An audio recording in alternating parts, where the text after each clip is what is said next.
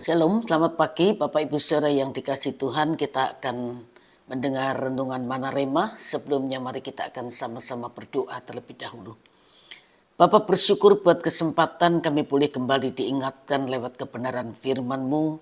Urapi hamba-Mu, taruh kehendak-Mu untuk disampaikan. Dan urapi kami semua yang mendengar, biar kami dapat menangkap kehendak-Mu lewat pemberitaan firman yang kami dengar. Dalam nama Tuhan Yesus kami sudah berdoa. Haleluya. Amin.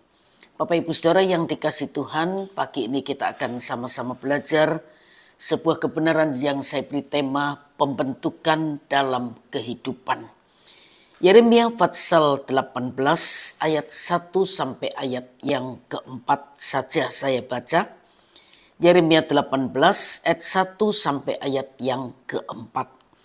Firman yang datang dari Tuhan kepada Yeremia bunyinya, "Pergilah dengan segera ke rumah tukang periuk.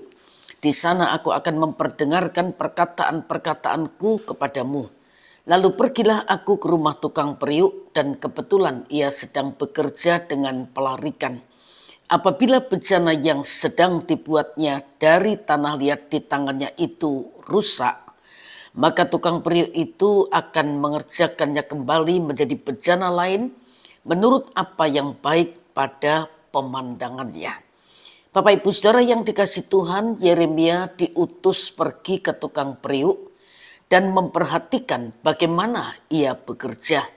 Ketika bejana yang sedang dibentuknya rusak atau mempunyai cacat, bejana tersebut dihancurkan menjadi tanah liat kembali. Kemudian dibentuk ulang agar menjadi bejana yang lebih baik. Ayatnya sudah kita baca. Allah memberitahukan kepada Yeremia bahwa ia akan bertindak terhadap Yehuda seperti tukang periuk itu terhadap bejana tanah liatnya. Ia membentuk bangsa Yehuda terus-menerus melalui penghukuman dan pembaharuan sehingga menjadi bangsa sesuai pilihan kehendaknya. Yeremia segera mewartakan berita ini kepada seluruh Yehuda dan mendesak mereka untuk berubah dan bertobat. Tetapi bangsa Yehuda bersikeras bahwa semua sudah terlambat dan tetap tidak mau mengubah jalannya. Ayat 11 sampai 12. Sebab itu katakanlah kepada orang Yehuda dan kepada penduduk Yerusalem, beginilah firman Tuhan, sesungguhnya aku ini sedang menyiapkan malapetaka terhadap kamu dan merancangkan rencana terhadap kamu. Baiklah kamu masing-masing bertobat dari tingkah langkahmu yang jahat dan perbaikilah tingkah langkahmu dan perbuatanmu. Tetapi mereka berkata, tidak ada gunanya, sebab kami akan berkelakuan mengikuti rencana kami sendiri dan masing-masing hendak bertindak mengikuti kedegilan hatinya yang jahat. Bangsa Yehuda telah meninggalkan pola kehidupan yang sudah Allah sediakan bagi mereka. Bangsa Yehuda itu seperti tanah liat yang rusak sehingga harus dihancurkan untuk kemudian dibentuk dan dibaharui lagi menjadi bangsa yang hidup sesuai dengan rencananya. Nah, berita dari Allah, berita yang Allah sampaikan melalui gambaran tentang pekerjaan tukang periuk ini bukanlah semata-mata berita tentang kedaulatan Allah, tapi adalah berita anugerah Allah. Sekalipun umatnya membangkang terhadap tukang periuk ilahi, tetapi Allah tetap mengulangi pekerjaan dari awal dan membentuk kembali bangsa pilihannya menjadi periuk yang baik yang sudah ia rencanakan sejak semula.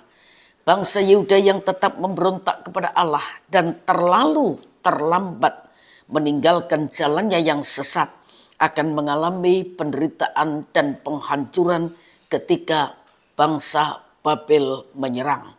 Mereka yang selamat dari penyerangan Babel menjadi tanah liat yang siap dibentuk kembali di tangannya.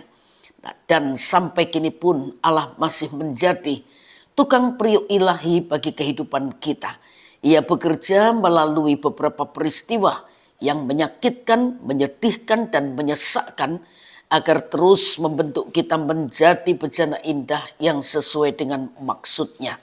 Kita harus terus melembutkan dan tidak mengeraskan hati ketika kita ditegur karena kesalahan-kesalahan kita, sehingga Tuhan dapat bekerja dalam diri kita dan menjadikan kita indah pada waktunya.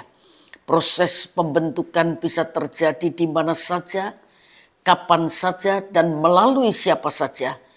Tuhan menolong kita menjalani proses pembentukan ini dengan mau mengerti kehendaknya atas hidup kita, supaya kita menjadi semakin indah dan berguna di tangannya. Tuhan memberkati Bapak Ibu saudara sekalian, dan mari kita sama-sama berdoa. Bapa, bersyukur buat kebenaran firman-Mu yang terus mengingatkan bahwa tangan-Mu dengan lembut terus membentuk kami, mengasah kehidupan kami menjadi bejana yang makin indah, makin cemerlang di hadapan Tuhan. Roh Kudus penolong itu menolong kami, mengingatkan kami terus agar kami taat dalam masa-masa pembentukan yang mungkin menyakitkan, tapi kami percaya rencana Tuhan lebih indah dari apa yang dapat kami pikirkan. Meteraikan firman-Mu dan terjemahkan lebih dari yang hamba-Mu bisa sampaikan. Dan biar kebenaran ini terus memberkati kehidupan kami. Berkati semua yang sedang mendengar kebenaran ini. Dan kalau kami akan lanjut pada aktivitas kami, apapun yang kami lakukan yang sesuai dengan kehendak Tuhan, kami yakini Tuhan memberkati dan Tuhan membuatnya jadi berhasil untuk kemuliaan-Mu. Dalam nama Tuhan Yesus kami sudah berdoa. Haleluya. Amin. Selamat pagi, Tuhan memberkati Bapak Ibu saudara sekalian.